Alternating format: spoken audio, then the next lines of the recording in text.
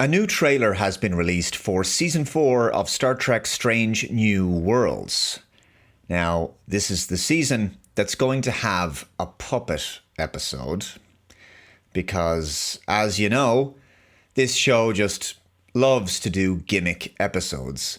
We've already had that cartoon crossover with Lower Decks, and of course a musical episode.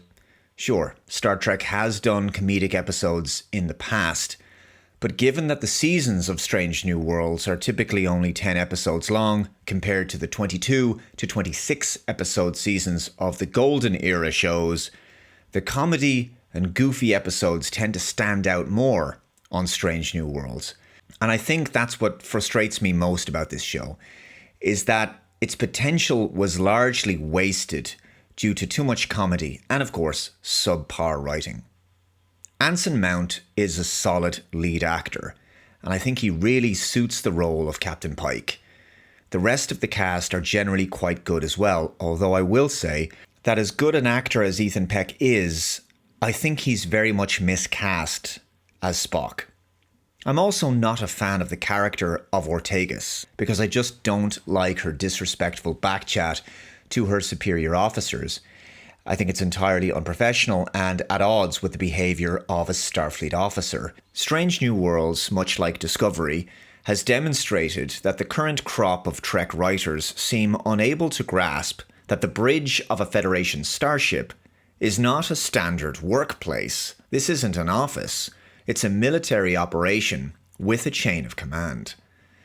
Now, having said that, Strange New Worlds is far more watchable than Discovery, and generally speaking, it's not as depressing. However, there's far too much irony and quippy dialogue for my liking, which often undercuts the serious moments. Over the first 3 seasons, the treatment of Spock, one of Star Trek's most important and iconic characters, is perhaps the most illustrative sign of how the writers don't seem to fully appreciate or understand Star Trek. Spock has been, on a regular basis, played for laughs and treated like a socially awkward buffoon by the rest of the characters. And the argument, I suppose, is that this is a younger Spock than the one we knew from the original series. So he's still pretty green and inexperienced and getting used to humanity. But in reality, he's actually only 10 years younger than he was on the original series. And 10 years in Vulcan terms is more like 5 years, because Spock is likely quite a bit older than the rest of the Enterprise crew anyway. The show has also focused far too much on the romantic relationships between the crew, making it feel, at times, like a rom-com or a soap opera. And this is the problem. This is what frustrates me. The show has done some decent episodes, some genuinely good Star Trek. But in terms of quality, it suffers from a consistency problem.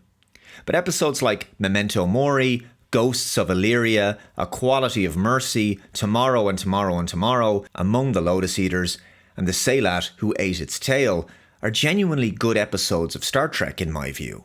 And they would have worked during Star Trek's golden era. But if only the show had kept up that standard. When the writing is good, the show is capable of telling really thought-provoking, character-driven stories and some solid sci-fi.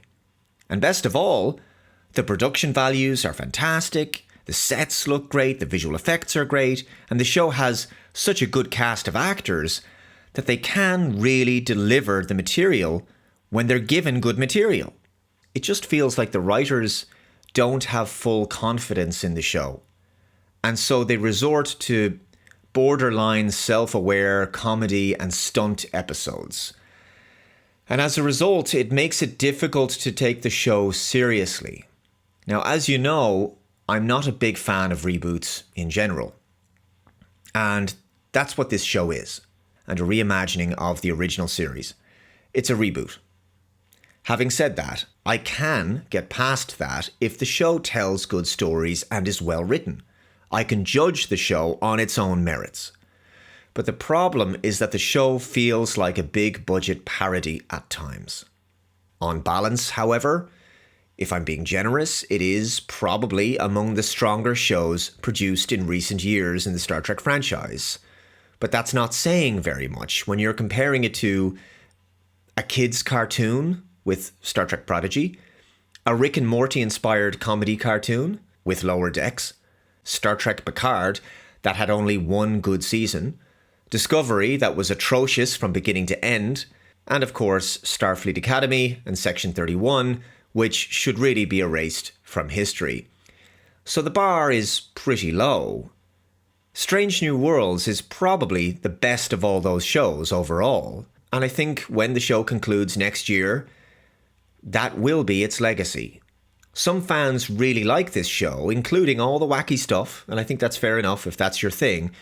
I just can't get past it myself. But I don't think the show is going to be judged too harshly on balance.